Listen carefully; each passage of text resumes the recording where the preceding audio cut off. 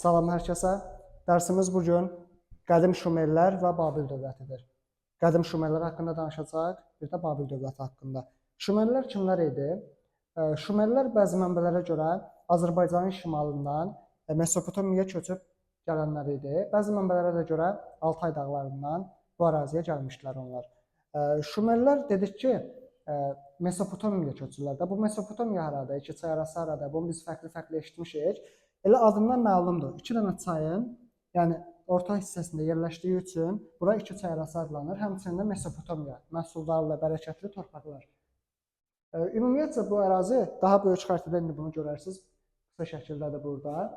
Elə bir yerdə yerləşir ki, buranın iqlimi səhra zonasıdır. Hər tərəf qum, sarı səhra iqliminə malikdir. Amma burada bir torpaq qövsü var. Düz bu iki çayın arasının yerləşdiyi ərazi İran körfəzinə qədər. Bura çox bərəkətlidir. Qədimdən də əkinçiliklə məşhur olmuşdu. Deməli, Şumerlər də bura gəlib öz şəhərlərini qurublar. Şəhərlərə fikir verin, çay kənarındadır. Yəni, niyə çay kənarında olur? Səncə? Niyə çay kənarındadır? Aha. Su tapmağa görə insanlar həm evlərində, məişətdə sudan istifadə etməyə görə, həmçinin əkinçilikdə, biz Misir dövlətində keçdikdə sudan kanallar idi. Bu, Misirdə süni suvarma nə adlanırdı? Misirdə süni suvarma Şaduf adlanırdı. Aha. Bu şəhərlər də çay qırağında yerləşirdi. Həmçinin Şumerlərin ilk şəhərlərini onlar Erad adlandırırdılar. Yəni, Şumerlərin ilk şəhəri hansıdır? Eradu şəhəridir. Daha sonra biz Şumerlər haqqında danışdıq. Şumerlərin bizə töhfələri nələrdir? Bunlardan deyəcəyik. Onlar xışdan istifadə edirdilər əkinçilikdə. İlk dəfə Şumerlər bura gəlməyi hələ Neolit dövrünə düşür. Neolit dövrdə eramızdan əvvəl 6-cı minilliklərdir, yəni orta daş dövründə. Neolit dövründə onlar misal eləyiblər, tuncdan metal alətlər düzəldirdilər, çayların, çay daşqınlarından qorunmaq üçün bəndlər düzəldirdilər ki, öz yaşayış yerlərini, əkin sahələrini su basmasın.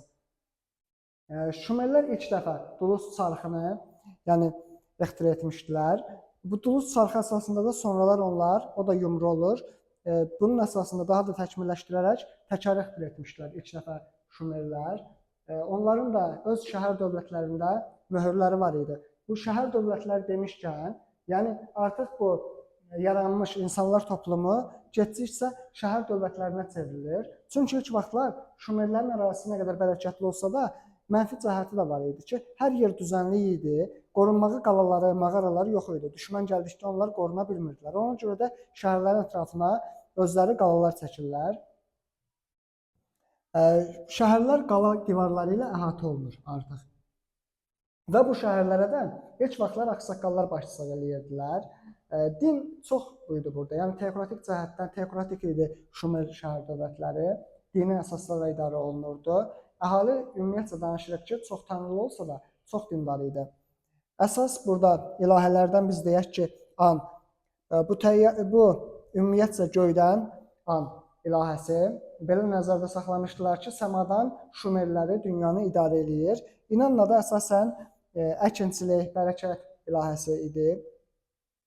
Şumer şəhər dövlətlərində danışırıq şəhərlərin idarə olunmasından. Şəhərləri ağsaqqallar idarə edirdi. Kahinlər də burada əsas rol tuturdu. Şəhər dövlətini En adlanan kahin idarə edirdi. Ensi isə təsərrüfatı. Biz burada dedik axı əkinçilikdir, maldarlıqdır. Yəni deməli əkinçilikdə maldarlığa əsaslandığı üçün ən əsas əkinçilik idi maldarlıqdan daha çox.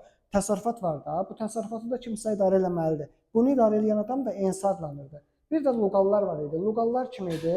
Şəhər dövlətləri arasında müharibə baş verərdisə, burada artıq luqallar başçılıq eləyirdi ki, bir şəhər dövləti digər şəhər dövlətinə müharibə olanda bunun qarşısını alsınlar.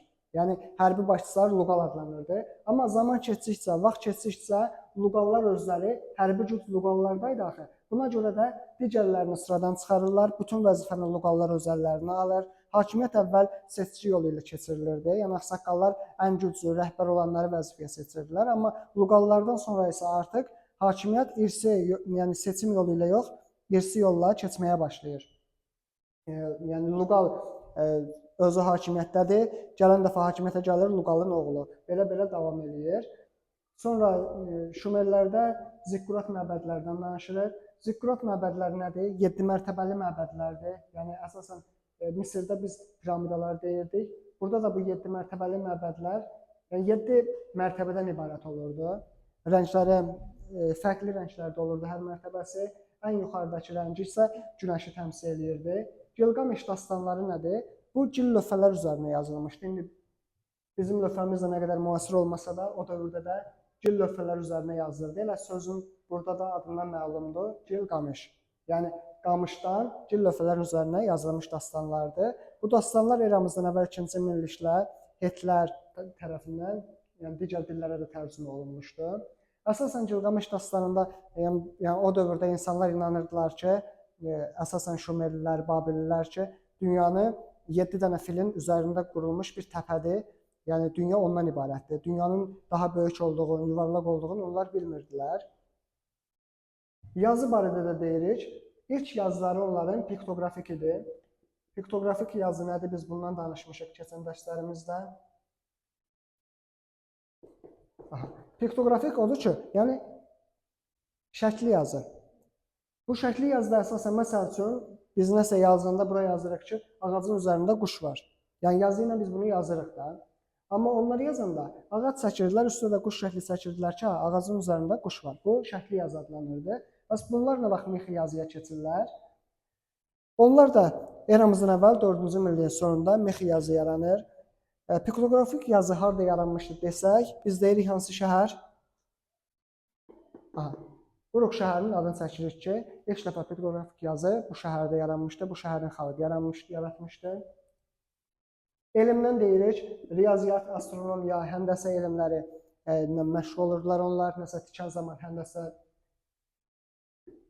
elmindən yararlanırdılar. Dairəyə əsasən, yəni dairənin çevrəsinin 360 dərəcə olduğunu hesablaya bilirdilər. Astronomiyada günəş və ay illərinə nəzərən ili aylara bölürdülər. Riyaziyyatda da onluq, 60-lıq hesablama sistemini yaratmışdılar onlar. Ümumiyyətcə bu, bəlkə də birinci dəfədə görürsünüz ki, ildən çox ancaq nağıl kimi belə yazılarımız var bizim. Danışaq, indi də keçək illərə. İllərdən biz nə danışacağıq? Deməli, şəhər dövləti varsa, biz haradasa dövlət keçiriksə, özü də belə əkinçiliklə məşğul olan dövlət keçiriksə, burada müharibələr də olmalıdır. Şumer şəhər dövlətləri ayrı-ayrıdır. Bunlar birləşməyibdir, vahid halda birləşməyibdir. Yəni, inkişaf eləsələr də vahid deyirlər. Bunları ilk dəfə eramızdan əvvəl 24-cü əsrdə Akkad imperiyası birləşdirir öz tərkibini. Akkad imperiyasında başçısı Sarqon olmuşdu. Yəni Sarqon eramızdan əvvəl 24-cü ildə Şumer şəhərlərini işğal eləyir və bütün Şumerləri birləşdirir öz ətrafına. Düzdür, Şumerlər üçün, şəhər xalqı üçün acınacaqlı idi, istər-istəməz mənfi təsir göstərəcəkdir. Amma vahid bir dövlət olmağı da müsbət xüsusiyyətlərdəndir. Dil birliyi, ərazi birliyi yaranır. Akkadlar da burada çox hakimiyyət ola bilmirlər. Çünki Azərbaycanın bir tayfası var idi, gəlir Şumerləri işğal edir. Kim idi bu tayfa? Səndən soruşum. Azərbaycanda, erkən dövlət qurumlarından. Hansı? Koti tayfa birliyi idi ki, gəlir Akkadları gəlir, süquta uğradır. Bundan da sonra cəmi yüzlər Kotilərin əlində olur. Onlar idarəçiliyi bacarmırlar. Şumer şəhər dövlətlərinə, Akkad canişinlərinə idarəçiliyi verdiyi üçün Kotilər burada zəifləyirlər. Sonuncu Koti hökmdarı Trikan da 40 gün hakimiyyətdə qalandan sonra Şumer şəhər dövlətləri artıq azad olur. Yəni Kotilərin hakimiyyəti başa çatır. Azad olur deyəndə də bundan sonra Şumerdə birlik pozulur. Yenidən başlayırlar, şəhərlər ayrılır bir-birindən. Fərqli şəhərlər bir-birinə müharibəyə başlayırlar. Şumer şəhər dövlətlərində bunlardan danışdıq. Daha sonra biz Babillər haqqında deyirik. Babillərdə də ən əsas nəyi vurğuluyoruz? Hökmdarların adı Hammurapi. Eramızdan əvvəl 1796-cı ildən 1750-ci ilə qədər hakimiyyətdə olub. Hammurapinin qanunlar toplusu var idi. Babil şəhər dövləti də bu hissədə yaranmışdı. Babillər. Babili həmçinin başqa adı da var idi. Kadinqir adlandırırdılar onu, yəni Tanrının qapısı. Babildə dünyanın 7 möcüzəsindən biri sayılan asma bağlar yerləşirdi. Hammurapinin qanunlar toplusundan danışaq. Bu qanunlar toplusuna görə əsasən borc daşından, köləlikdən danışılırdı. Borcunu vaxtında verə bilməyənlər övladları, özləri qula çevrilirdilər. Bu haqda kitabda daha ətraflı oxuyursunuz. Sonra Babil dövlətindən deyirik ki, 2-ci minillikdə güclü idi. Təzədən Babil zəifləyir, Assur işğallarına məruz qalır, Babil dövləti nüfuzdan düşür. Amma bir də eramızdan əvvəl 8-ci əsrdə, 7-ci əsrdə Babil öz inkişafına qayıda bilir. Digər dövlətlərlə də yəni müharibələrə çıxır. Biz bunu Assuriyada keçirik ki, eramızdan əvvəl 612-ci ildə Babil və Media orduları Assur şəhərinin Nevanı tutub yandırır.